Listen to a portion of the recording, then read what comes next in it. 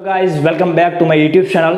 तो जैसा कि आपने थंबनेल में देखा कि हमारे भारत को सोने की चिड़िया कहते थे इन हिस्ट्री, तो वो क्यों कहते थे? अभी आपके मन में प्रश्न होगा कि ऐसा क्या प्रश्न है। तो मैं आज से 2-3 दिन पहले एक नेताजी का वीडियो देख रहा था। मैं उन नेताजी का नाम नहीं लेना चाहता, लेकिन जब पत्रकार ने उन नेताजी से पूछा, नेताजी हिस्ट्री में चले गए थे, इतिहास की बातें करने लगे थे, तो पत्रकार ने बड़ा मासूम सा सवाल पूछा कि हमारे भारत को द गोल्डन स्पैरो, सोने की चिड़िया कहते थे। नेताजी कहते बिल्कुल कहते ही थे ही, है ना। तो उन पत्रकार ने पूछा क्यों थी, सोने की चिड़िया थी तो क्या कारण क्या था उसका। तो अगर आप एक स्टूडेंट्स हैं, विद्यार्थी, तो आपके लिए भी ये बड़ा महत्वपूर्ण प्रश्न बन जाता है कि अगर भारत को सोने की चिड़िया कहते थे तो उसका कारण क्या है।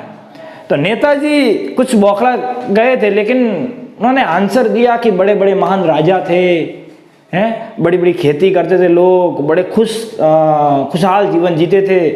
ठीक है, ज़्यादा तक ठीक है, लेकिन पूरा ठीक नहीं।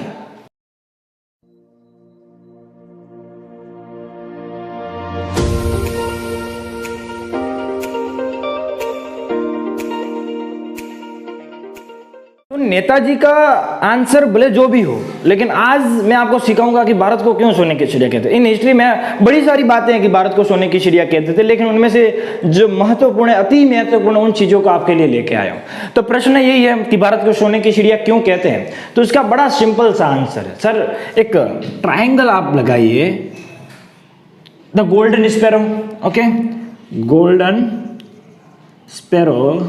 अभी क्यों कहते थे इन गोल्डन स्पैरो, क्या कारण क्या था भारत को सोने की चिड़िया कहने का।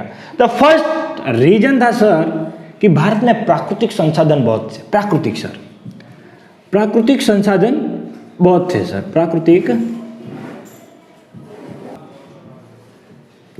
भारत में प्राकृतिक संसाधन बहुत थे। जैसे कि भारत में बहुत सारी खेती होती है, आपको पता है, मरी मसाले, ये वो जो बाहर जाते थे, देश से बाहर, आपने सुना होगा कहीं। भारत में प्राकृतिक संसाधन बहुत अच्छे थे सर, खेती लोग करते थे, बड़े खुश थे। खेती एक कारण हो गया, ओके। दूसरा था सर मॉनसून। मॉनसून क्या है सर? मॉनसून एक ऐसी ऋतु है जहां पर आपको होता है क्या था पता है, बड़ा प्यारा था ये मॉनसून उन दूसरे देशों के लिए जो व्यापार करते थे।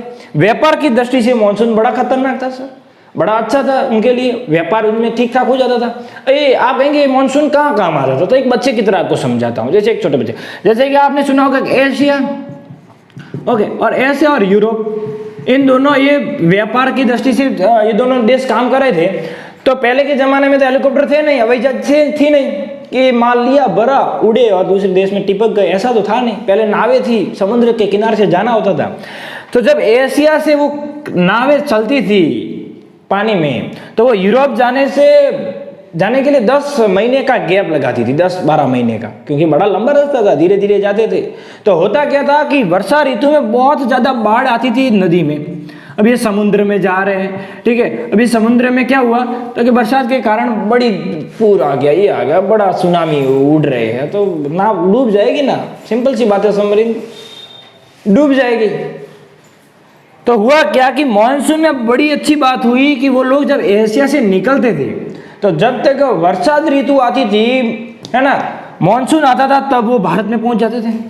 भारत में बड़े आराम से रहते थे, यहाँ पर ट्रेड करते थे, व्यापार करते थे। और जैसे ही मॉनसून खत्म, यहाँ से निकले, सीधा कहाँ गए, यूरोप। अब यूरोप पहुंच गए, वहां से रवाना हुए, जैसे ही वर्षा ऋतु आएगी, मॉनसून आएगा, तब वापिस भारत में। वर्षा ऋतु गई, भारत से बाहर। इस तरह से एशिया और यूरोप में ट्रेड के लिए बड़ा प्रचलित हुआ ये मॉनसून। दूसरा कारण, मोस्ट इंपोर्टेंट ये। और तीसरा कारण क्या था? तीसरा कारण था सर भुगतान। अब आप कहेंगे भुगतान क्या होता है, तो सर एक बड़ी अच्छी बात थी भारत की सर, जो आज सबसे बड़ी समस्या इस भारत की सर, वो थी कि पहले देश जब आजाद हुआ, उससे कहीं गया ना, पहले वो तो अंग्रेजों ने लूटा पूरा का पूरा, ओके। उससे पहले क्या होता, मैक्सिमम एक्सपोर्ट और मिनिमम इंपोर्ट सर। ये मैक्सिमम इंपोर्ट और मैक्सिमम क्या है, तो कि एक्सपोर्ट बहुत ज्यादा होता था सर, देश से बहुत सारी चीजें बाहर के देशों में जाती थी सर। हमारे भारत में ऐसी बहुत कम चीजें थी, तो आती थी 2 ही चीजें थी सर, वो भी शाही लोगों के लिए। किन के लिए थी? शाही लोगों के लिए 2 चीजें थी सर, 2 चीजें। एक थी पहली शराब, शराब देश में नहीं बनती थी, वो बाहर से आती थी सर। और दूसरा थे घोड़े सर। घोड़े भारत में बहुत कम थे सर, थे ही नहीं ऐसा मानो। घोड़े आते, बस 2 ही चीजें भारत में आती थी बाहर से, बाकी सब मेड इन इंडिया सर। सब गांव आत्मनिर्भर थे, सब गांव अपना जो रोजिंदा जीवन में जो उपयोग में आती है अपने वस्तु बनाते थे सर।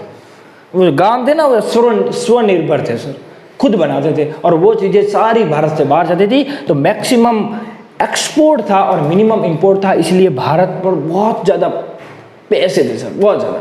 अब आप कहेंगे वो पैसे थे तो गए का सर। आज आपको देख रहे होंगे ताजमहल है ना, ताजमहल सर, बनाना कभी ताजमहल जैसा घर सर। आज के ज़माने में कितना खर्च आता है सर, कितने पैसे लगते हैं ताजमहल बनाने में, तो सर वो तो कितने साल पहले बना था सर, कितना खर्च आया होगा। लाल किला सर, लाल किला आज बनाना सर कितना खर्च आता है, उस समय में बनाया था सर। 2.5 दिन का झोपड़ा सर, कितने किले सर, अडडक किले अपने भारत देश में। तो ये सारे उनके उदाहरण है सर कि भारत को सोने की चिड़िया कहते थे। भारत को सोने की चिड़िया कहने में पहला प्राकृतिक संसाधन थे, बड़ी भगवान की कृपा थी भारत पर, 3 ऋतुएं थी, चलता था बड़ी अच्छे व्यापार दृष्टि से अपना भारत बड़ी चीजें उत्पन्न करता था और उसे देश में विदेश में व्यापार चलता था। दूसरी मानसून, जो आपने देखा कि मानसून भारत का बड़ा अच्छा था सर। दूसरे देशों में ज़्यादातर ठंडी पड़ती, लेकिन भारत में 3 ऋतु आती सर, बड़ा अच्छा है। और तीसरा था भुगतान। भुगतान में मिनिमम इम्पोर्ट होता था और मैक्सिमम एक्सपोर्ट होता था सर। भारत के पास ज़्यादा पैसा था सर, लेकिन अब नहीं है, क्योंकि अब भुगतान में समस्या हो गई, मानसून में थोड़ी समस्या हो गई, और प्राकृतिक संसाधन जो थे उनका हम आज गलत उपयोग कर रहे हैं सर, थोड़ा सा गलत कर रहे हैं। बाकी आज भी हमारा भारत सोने की चिड़िया है। अगर हम फिर से आत्मनिर्भर बन जाए तो भारत फिर से सोने की चिड़िया बन सकती है। जय हिंद, जय भारत।